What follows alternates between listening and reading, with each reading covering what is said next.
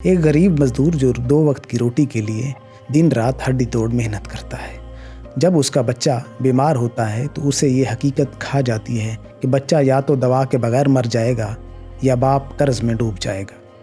یہ ہے وہ ہولناک دوراہا جس پر بیماری صحت کا نظام ہر غریب کو لا کھڑا کر دیتا۔ ذرا سوچیں، ایک مریض اسپتال پہنچتا ہے، ڈاکٹر چند منٹ دیکھتا ہے اور فوراً 5 ٹیسٹ لکھ دیتا ہے۔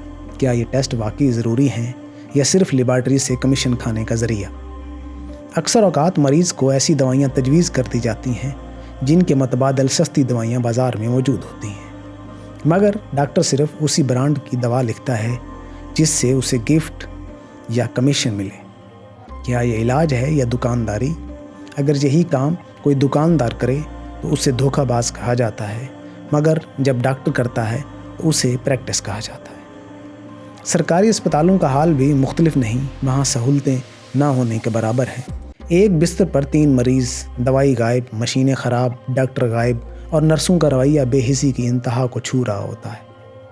مریض اسپتال کے فرش پر تڑپتا رہتا ہے اور ڈاکٹر پرائیویٹ کلینک میں بیٹھا مریضوں سے ہزاروں روپے بٹور رہا ہوتا ہے۔ گویا سرکاری اسپتال صرف مرنے والوں کی گنتی بڑھانے کے لیے ہیں اور پرائیویٹ اسپتال جیب کاٹنے کے لیے۔